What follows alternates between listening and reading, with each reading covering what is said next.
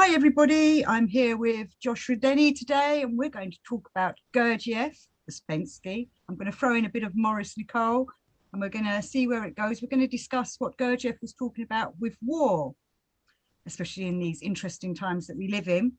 And I was going to start with a little quote from In Search of the Miraculous by Ouspensky, who says, "Wars can be stopped. For this, it is only necessary that people should awaken. It seems a small thing. It is, however, the most difficult thing there can be, because this sleep is induced and maintained by the whole of surrounding life, by all surrounding conditions." So, Josh, he's saying that it's to do with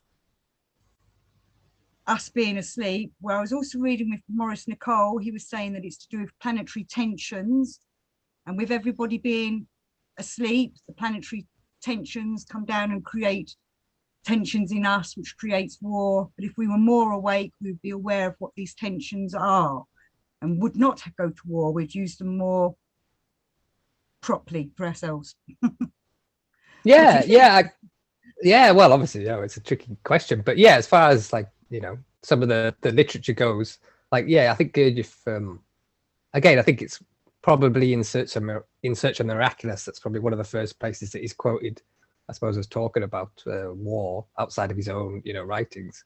But yeah, so in Search of the Miraculous, I think he has a conversation with Ouspensky, and I think again Ouspensky's asking him what, from your point of view or the point of view of the system, what are the causes of man's war or conflicts, and like you say, is there anything that can be done about it? So again, usually when he talks about it, he tends to emphasize two basic sort of causes or contributing factors, to war, and one of them being what you're saying, kind of cosmic laws, laws that are involved in the solar system or the universe. And he almost says that one expression of those laws is in the motion of the planets or the movement of the planets, and because they're the nearest kind of world to our earthly world, the world of the planets is the next kind of cosmos, if you like, outside of the earth, then they're our nearest neighbors, so we're most directly influenced by what's going on in the planets. And of course that goes back to ancient times in terms of the horoscopes and astrology. It's been known, or at least it's been theorized for a long time, that we are influenced by the planets, in our individual nature when we're born. The particular conditions in the planetary world can give us particular characteristics, like our astrological sign or essence type. And so those conditions influence us individually, but also they influence us collectively. What's going on at any sort of period in human history is supposedly influenced by what's going on in the planets at that time in history.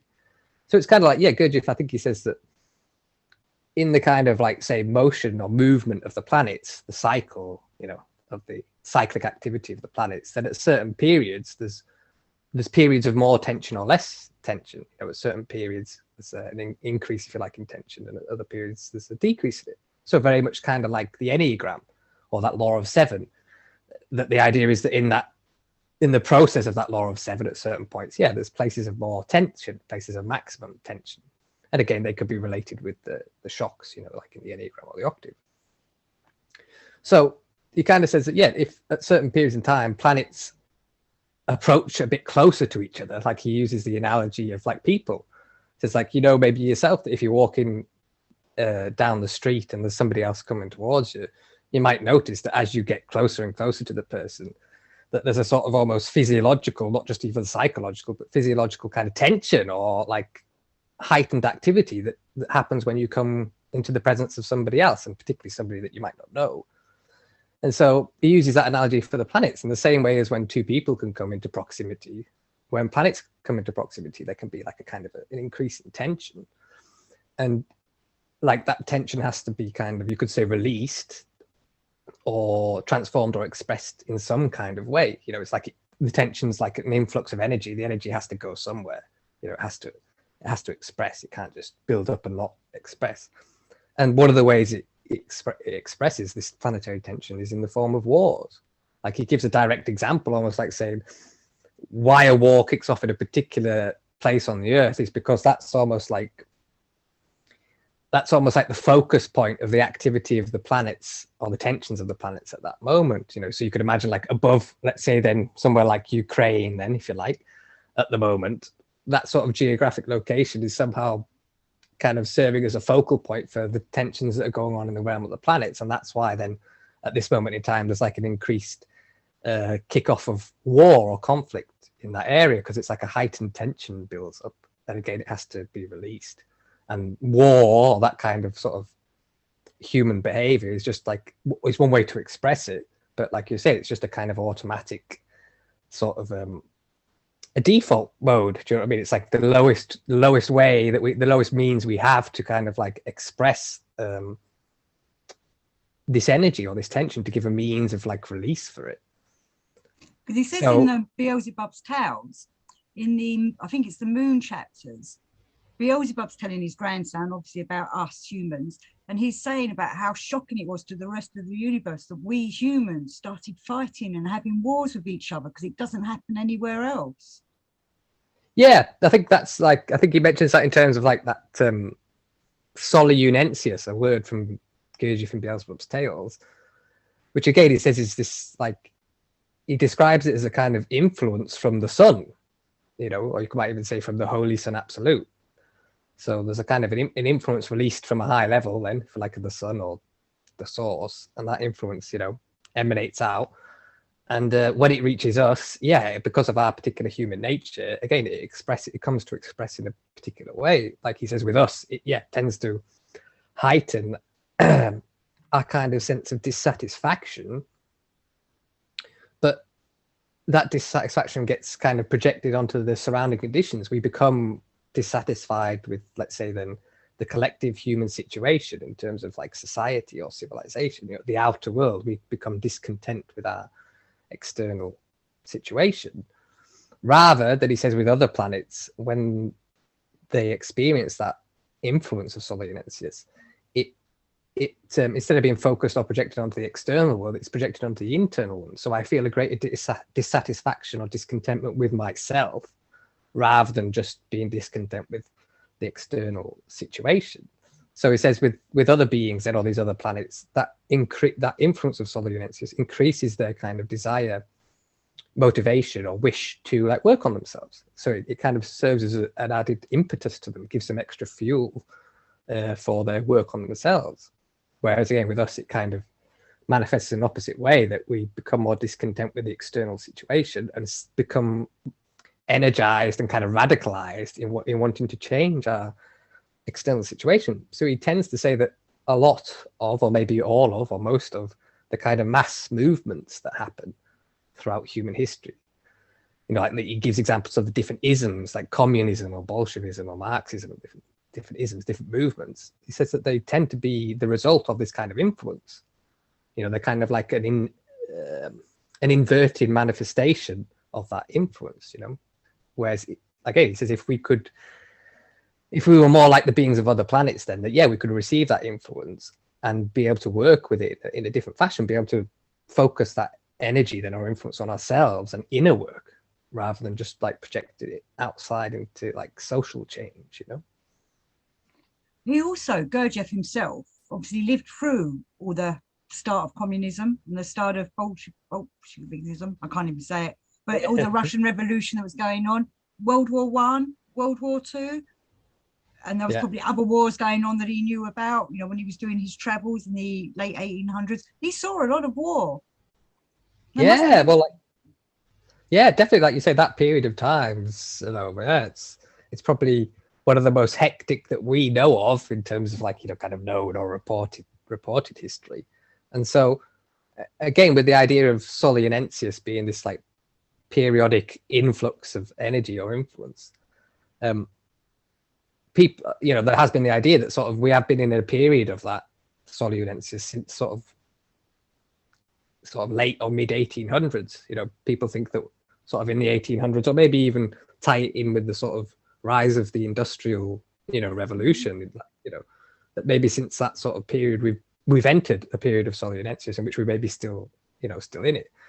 But I suppose on the other hand, it's kind of common for maybe every generation to kind of see themselves in a moment of crisis or tension. I think every generation possibly thinks that they're in a moment like that, or at least some people of the generation tend to see, because again, everybody's always thinking that it's the end times, isn't it? You might say every generation, rediscovers, if you like, that sort of prophecy, or gets that idea that they're in the end times. Or again, there's that idea in Christianity, or maybe Judaism, that any generation can birth the Messiah. It's just dependent on whether the generation in question kind of comes up to a certain quality, and if it does, then it can manifest that. So I'm just saying that we may well be in a period of solunensis, and there's fairly valid reasons for interpreting the situation that way when you look at the difference in terms of the evolution of humans in history. Like, we've entered a period of massive change, like I say with the Industrial Revolution. We've released massive amounts of energy and massive amounts of change in the world that we maybe haven't seen before, or in a much shorter period of time. So that kind of accelerated growth or change may be an indicator of solunensis. Like, it might be an influence that sparks radical change, in some form, some way or another, because of this influx of energy. So yeah, we could well be in that period now. But again, there's questions as to how we would define that or recognize that. Well, I spoke to some astronomers about it over the last couple of years. They're not Gurdjieff people, but just about what is the sun's activity. And they're saying that we're going through this solar minimum. And that when that happened before, there was also a lot of wars. One of them noted, whenever it was, a few hundred years ago, 1,000 years ago. I think he might have been saying it's 1,000 years ago, because it would go with the Crusades. Right. So he's saying there's something about how the sun, when it goes into this minimum, affects us, but he's not looking at it from our kind of way. But I just found it interesting that someone like that also notes these kinds of things. And Gurdjieff obviously learned things through the schools that he went to, and the mystery schools, about how the sun must react, or we react to it and its influences on us. Yeah, I suppose like you say, a few people have studied it in terms of sunspots. Again, this heightened activity on the sun, people have looked into, does that influence, human behavior, human society? So again, there have been connections made between periods of heightened solar flares, solar activity, solar radiation, and changes in human history or human psychology. And I suppose the same with the moon.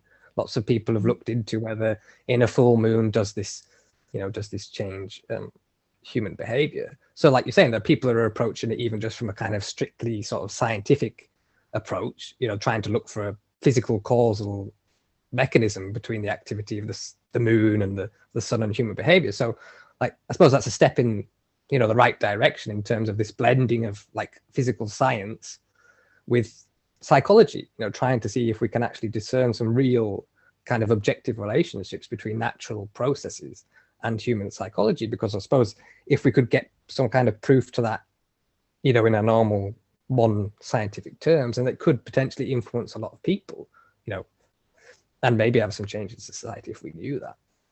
From Gurdjieff, from his point of view, he always tried to take a neutral stance in any war, didn't he? Like in Paris, people used to say, how did he get away with everything that he did? Well, he didn't get away with anything, really. He just worked with everybody. He didn't take any particular sides. He was friendly and amenable to the Nazis, friendly and amenable to the resistance, friendly and amenable to all the people that were around him.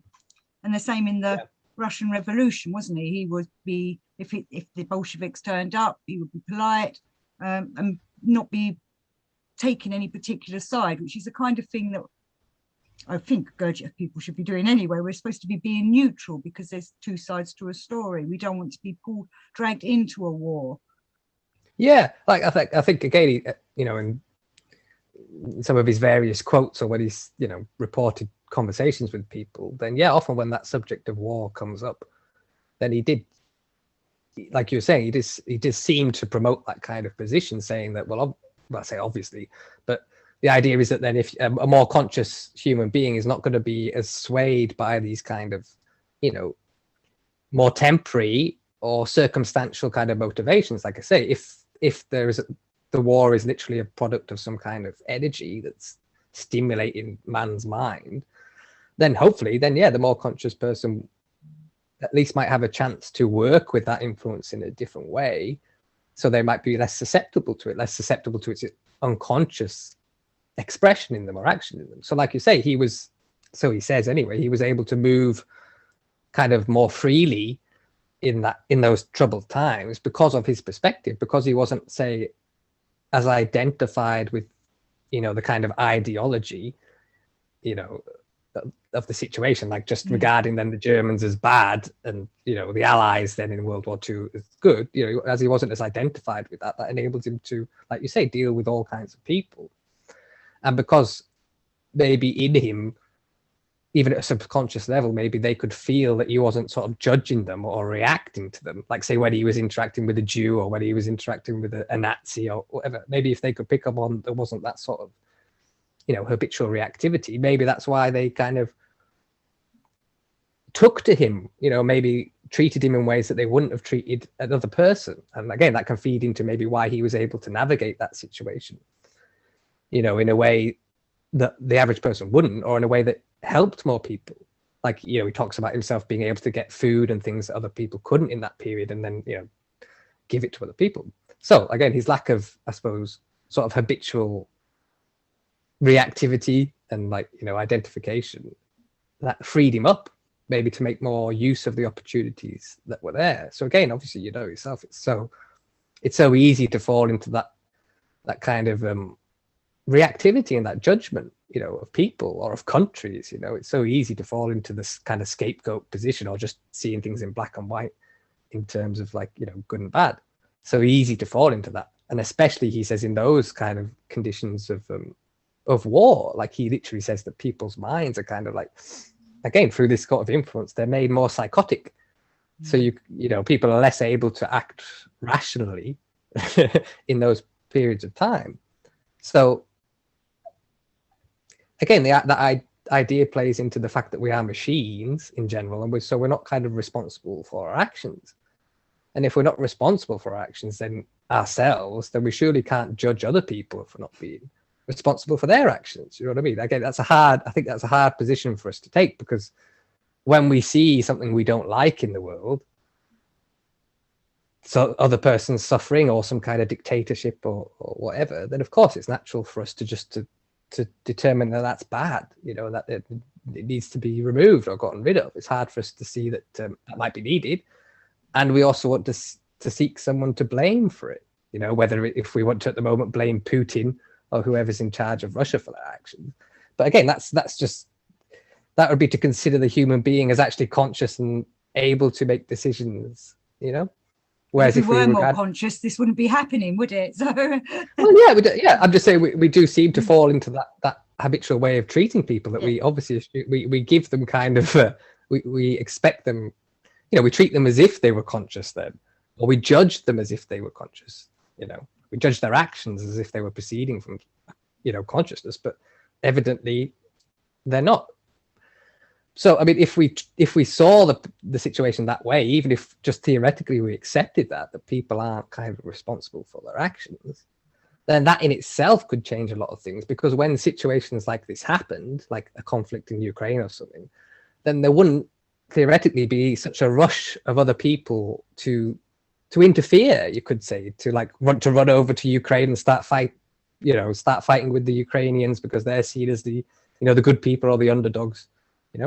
If somebody could step back and see it as just almost unavoidable happening, let's identify less with it, then it might, like I said, that of itself might change a lot of things, because we might not make the situation worse. We might at least just let it sort of play its course. Yeah, I know what you're saying. We're not saying don't do anything and just sit back.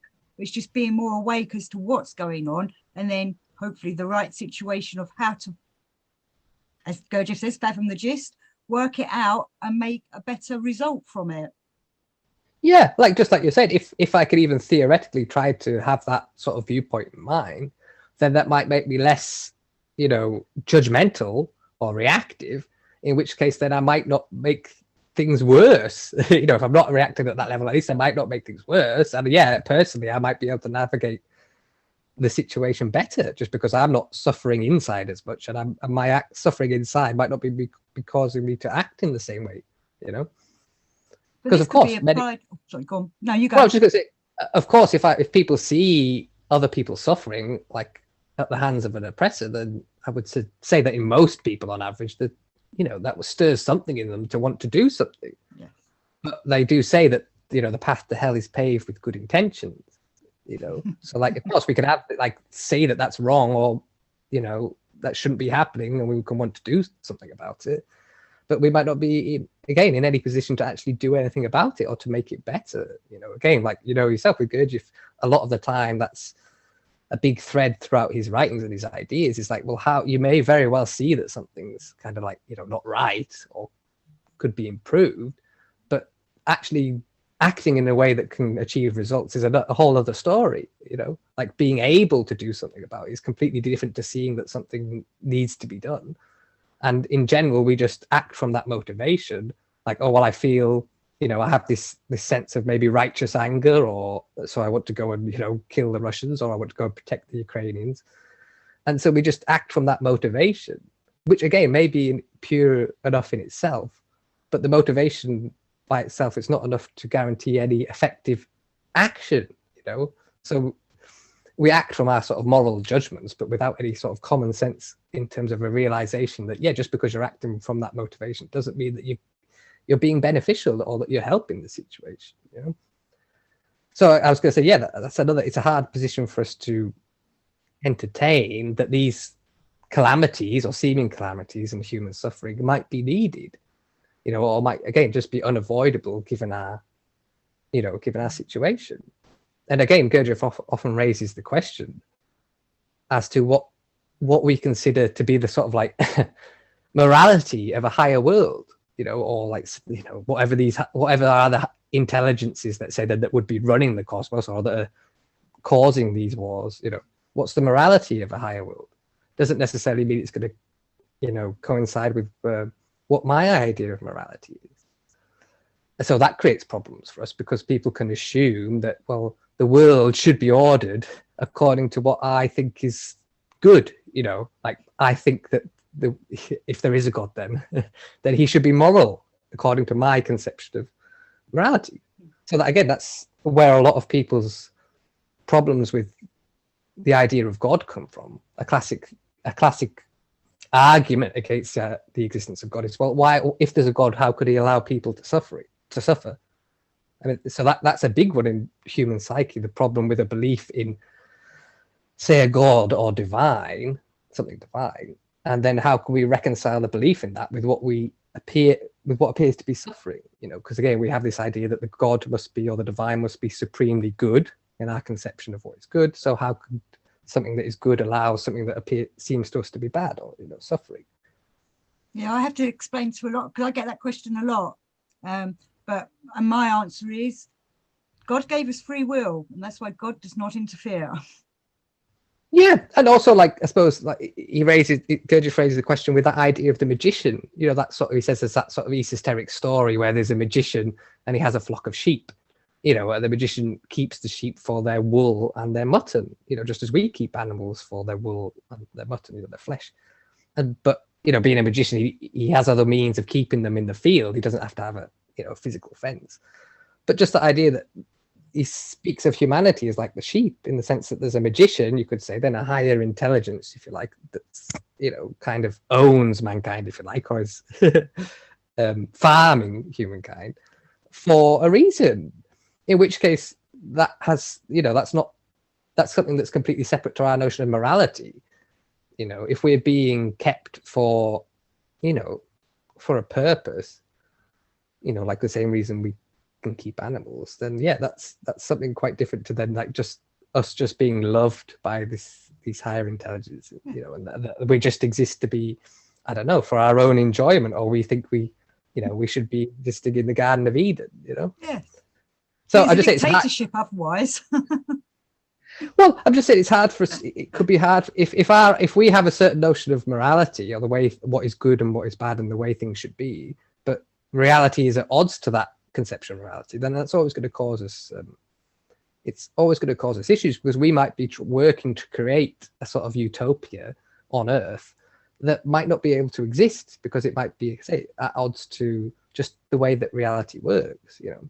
Or again, Gurdjieff says we want things to be just so, you know, we don't want to deal with the kind of, you might say, the practicalities of reality. You know, we're not very pragmatic in that sense, you know.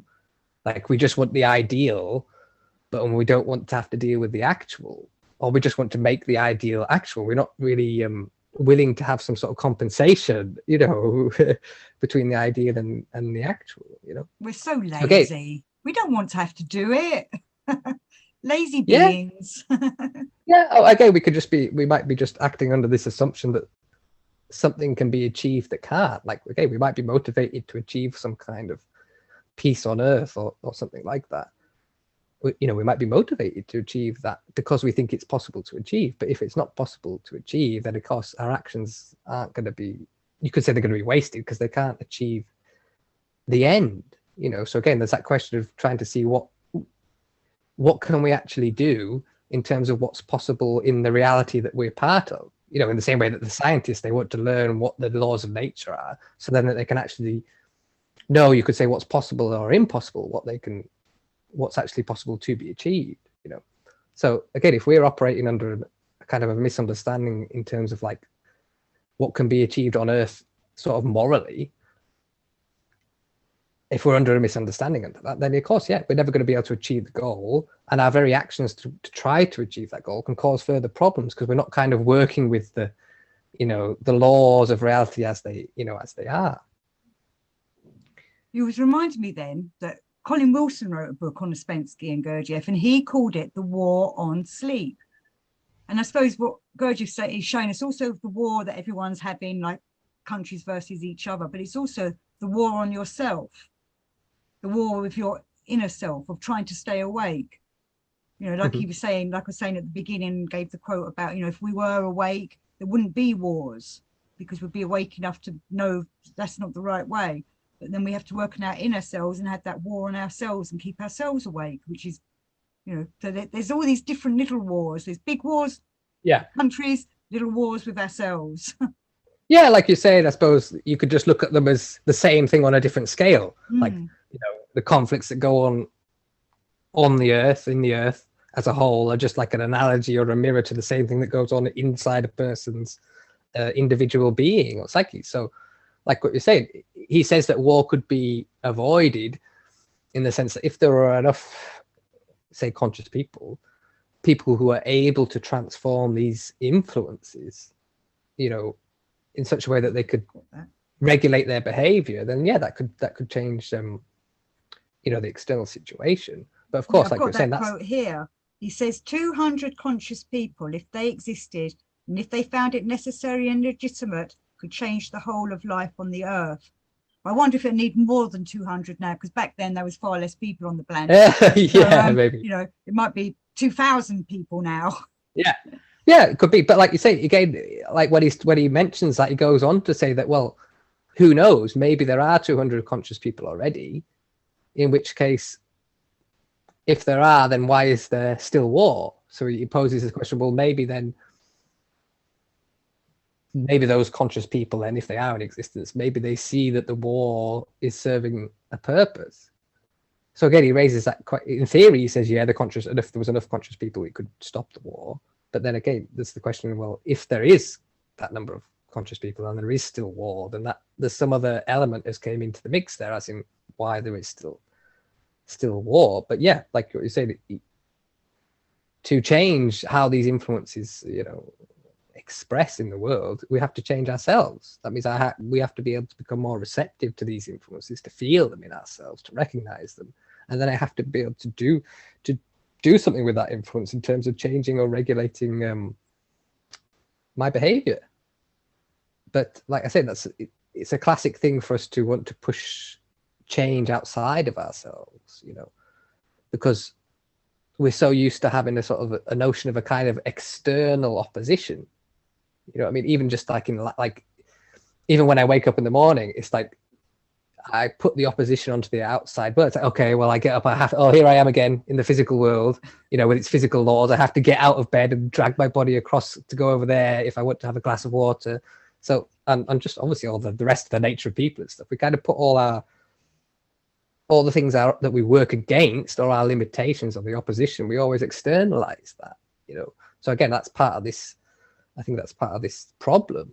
But obviously, to change our actions, we need a change in our perspective, a change in our understanding. So again, that can map into what we think is possible on Earth in terms of human society. Again, if we're under a misconception in terms of what it's actually possible to achieve in terms of a human society, if what we think is possible to achieve is not, and we're still working towards the aim, then we're never going to achieve it. And of course, we can just keep causing ourselves problems, It's down to shocks again, isn't it? I was thinking there when you were saying about that, when you were saying about the wars might be needed for a reason, maybe it's a shock to wake people up with. Like 2020 was a big shock for a lot of people, and a lot of people began to wake up. What a time to wake up in, but or maybe that's why some wars are needed, because we need people to wake up. They're too asleep and you're not waking up, so here's a war to wake you up to. I think like in Beelzebub's Tales, I think Gurdjieff says something like, I think he says his general thing that most wars and even like pandemics kick off because people aren't living in a kind of harmonious way. They're not living in harmony with life, and so you can see that almost builds up a sort of toxicity in the human being or the human atmosphere, and that toxicity it has to go somewhere. It has to be transformed, or it's like composting. It has to go somewhere.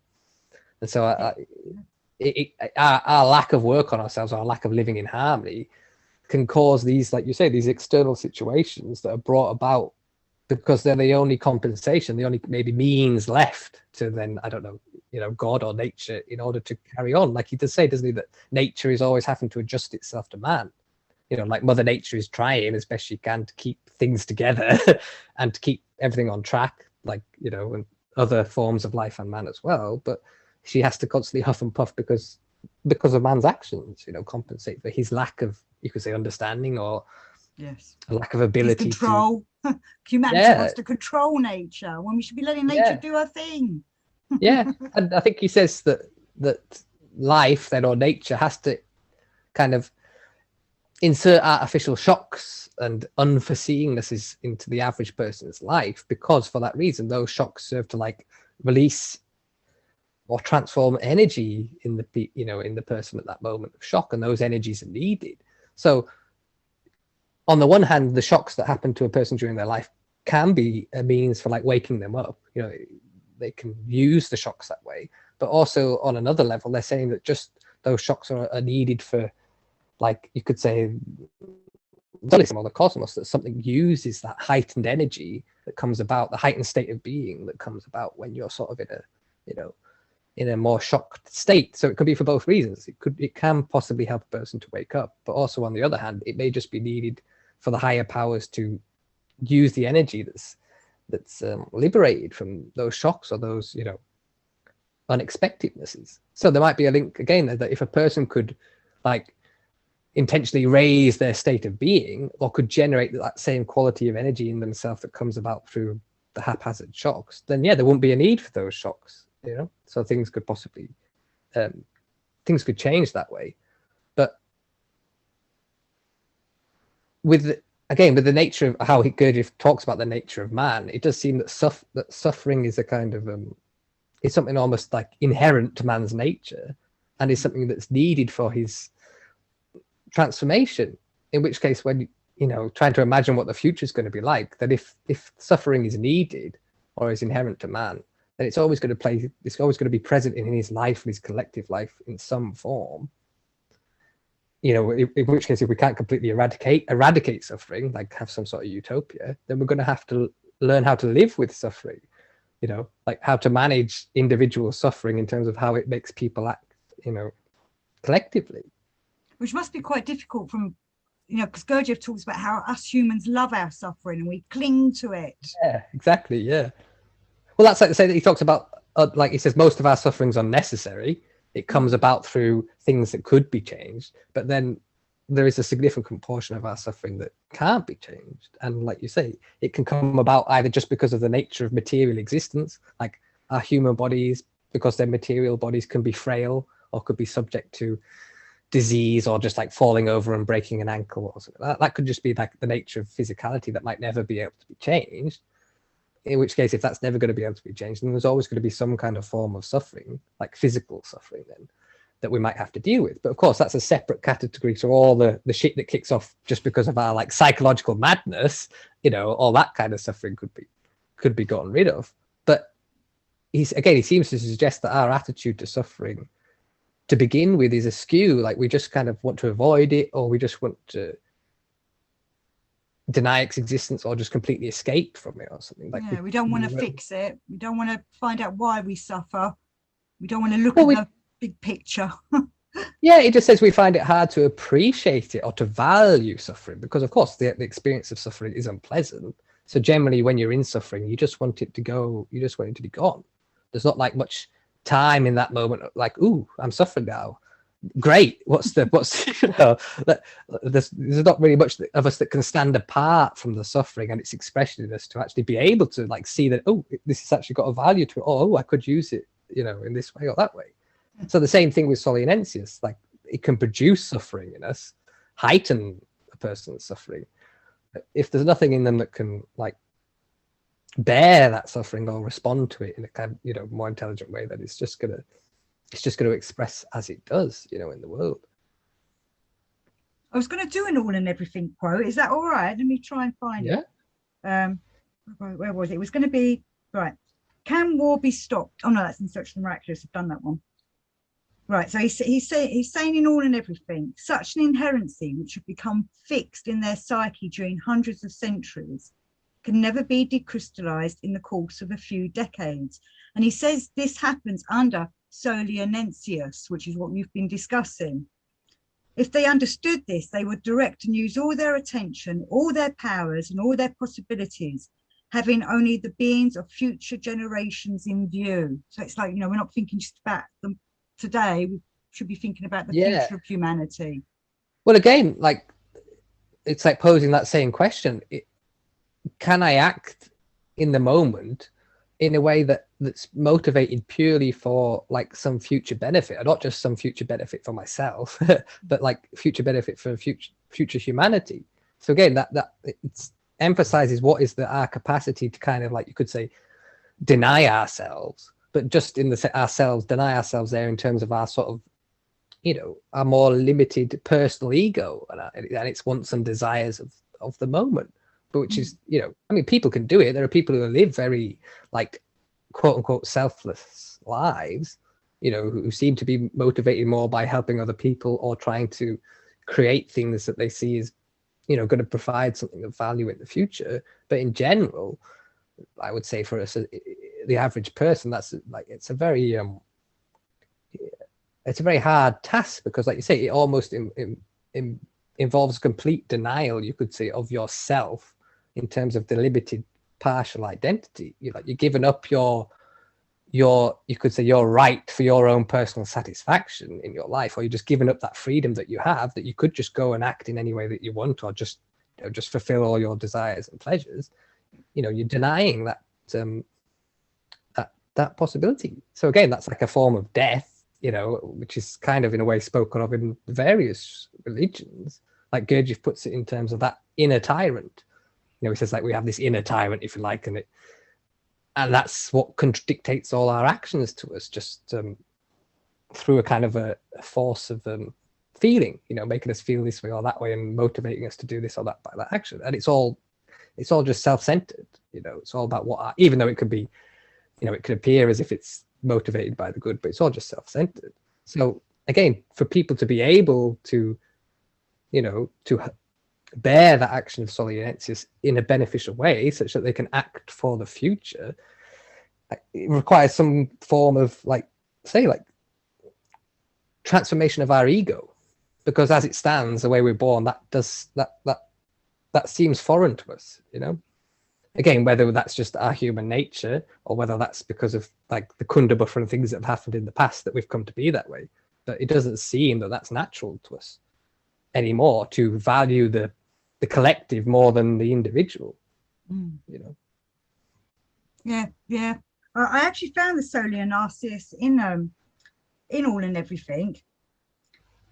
It says here, in them, under the action of Solar Narcissus, instead of the desire for a speedier self-perfection, as something began to arise, such as they themselves characterized by the words need of freedom, which chiefly serves the cause of the arising there of these same grievous processes of theirs similar to this last Bolshevism.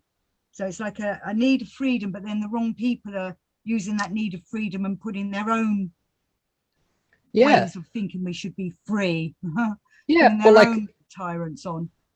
Yeah, it's like that conception of freedom just gets construed in like, you know, in a social way. It just gets put out like, oh, we need to be free, we want freedom.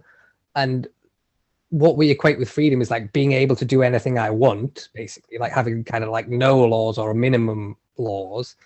And yeah, not like having any duties or responsibilities. You see what I mean? So it's kind of like in Beelzebub Tales, he has that character. Again, I'm not sure on the pronunciation, but it's like Lenthro Hamsonin or something like that. Lenthro Hamsonin. Who again is this guy who becomes, you know, popular and causes like a mass movement. You know, he preaches some ideas about, like, you could say, sort of the individual, like the individual rights to their own freedom and stuff like that. So it's like the action of Solianensis can come about, and it can affect some people maybe more than others. But again, it affects them in this, you could say, negative way, but just sort of misunderstanding way. So they become all amped up and like, but to preach freedom or get people motivated towards freedom. But the conception of the freedom is just like this kind of, like, say, social sort of freedom. It's an artificial notion of freedom based on man's just his own ideas. It's not like a notion of freedom based on, let's say, like an objective understanding of what man's purpose is or something, or what he's, you know, he's here to do. And again, in Beelzebub's Tales, I think he says that, you know, he says that like the higher beings, the angels, were sort of forced to interfere in man's evolution because it had become out of balance, and so they put this organ, Kundabuffer, into him to, you know, to slow down his evolution. But unfortunately, when they remove it, it still has sort of lasting after effects, you know. That I suppose we like the effects of it too much. Yeah, so he says that happened, but he says that kind of if man realized what his purpose was, like, or why he came into being, then he says that most people would react to that in rebellion. They'd be so like outraged that they existed for like a purpose that seemed to them like slavery. You know, like we would talk about with the sheep. Like, oh, I'm just being used as a sheep for my, you know, my wool and my mutton. That most people would react to that, yeah, like horror, and would want to like kill themselves as like a protest. You know, like, I'm not being your slave. I'm not taking part in this. You know, so again, it suggests that we have a problem.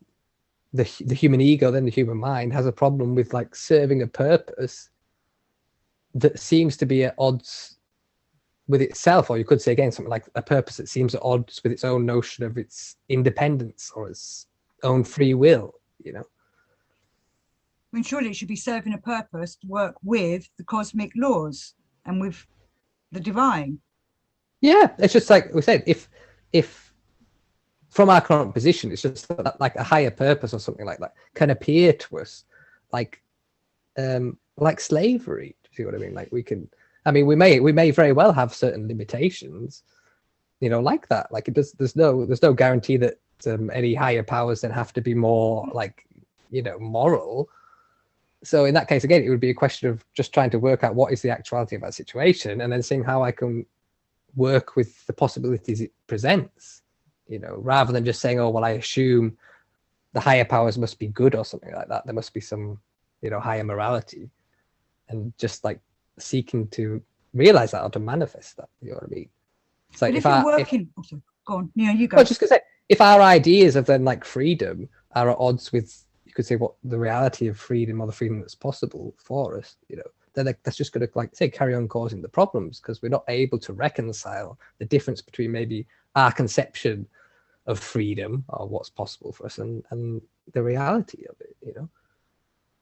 But if we work on ourselves and do the Gurdjieff work, for example, which is what, you know, we're discussing Gurdjieff, so I'm going to use that, and you start awakening, you start putting yourself all, balance yourself, then you do start to realize what a true purpose is.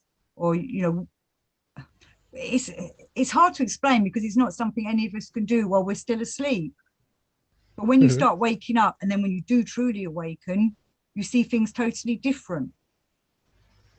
Yeah, well, like I said, there's, of course, like you said, the reality of things can be very at odds to our preconceptions.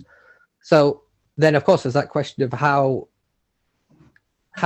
losing those preconceptions, how that might affect us. Like, say, if I've been under the assumption that reality is a certain way for all my life, and then I start to lose some of these preconceptions, I start to see that reality isn't like that, then yeah, there could be various ways that could affect me. I mean, maybe my notions of reality was like it was a bad reality, and then I start to see that it's not so bad, so maybe that makes me feel happy. But it could be the other way around. Maybe maybe reality is worse than I thought it was. Do you see what I mean? So that's what we mean by like how a higher influence, like Solianensis, which could be some like glimpse of the truth, a moment of seeing something more, but there's no guarantee how that, once that glimpse has gone, and what effect it leaves in me, or how I can respond to it. Do you see what I mean?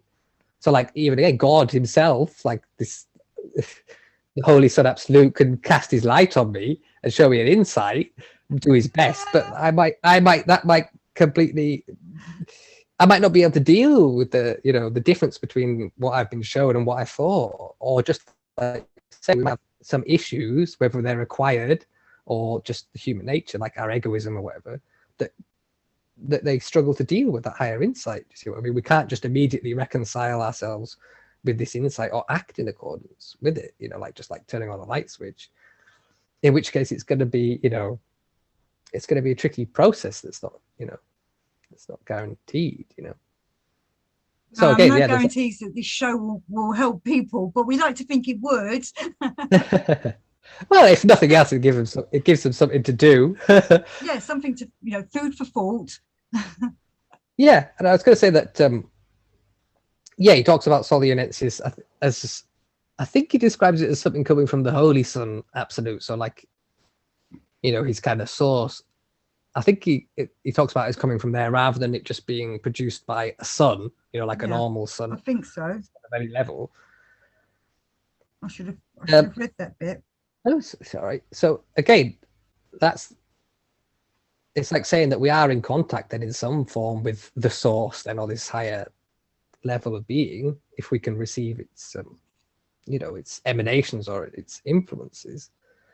But again, there's a question of how we can become, like you said, become conscious of that in such a way that we can respond to it differently. I mean, I suppose in lots of traditions, there is that idea about solar consciousness, that idea that you can sort of raise your consciousness or develop it, that it can kind of become in tune with then what the level, let's say the level of the sun, and I've got like often the holy pictures of the saints and stuff, they're depicted with like people talk about it as a halo, but it's also looks like a sun behind their head. So the idea being that you can raise your consciousness so that you can actually become connected to, let's say, then the sun or its influence in a tangible experiential way, so that if you could become connected with that, in yourself in a real way, that's it's not only going to change your the way you see things, but also how you're able to act. Do you see what I mean? Like if you're sort of grounded at maybe that kind of level of consciousness, then you're not going to be moved or swayed by influences that are at a lower level, or like you say, you're going to be able to convert a higher influence or insight into an action, a line of work that's actually corresponds with it. You know what I mean? Yeah, because we want to go up. Don't want to be going down, we want to go up. yeah. But again, like you said, that can only come about through some kind of inner work or inner transformation. Well, I'm going to end the show there because we've done nearly an hour. So I wanted to, it goes really quick every time we do these, Josh. So I want to thank you very much for doing this. If people are interested in your work, remind us of your WordPress. That's just the Tapestry of Beelzebub's Tales, Gurdjieff and the work at WordPress. So I suppose if you just type in like the Tapestry of Beelzebub, you'd probably get it on the WordPress site. I'll try and remember to put a link in the box. I say this to people and then I forget to do it, but I will remember this time. But thank you ever so much. I'm hoping we can do more soon. Yeah, me too. Definitely. Always enjoy it. Always good. So thank you everybody for watching. Make love, not war is the way I'm going to end it tonight. And peace to everyone. Thank you. Yeah, take care. Thank you, Josh. Thank you. Take care. Let me press stop.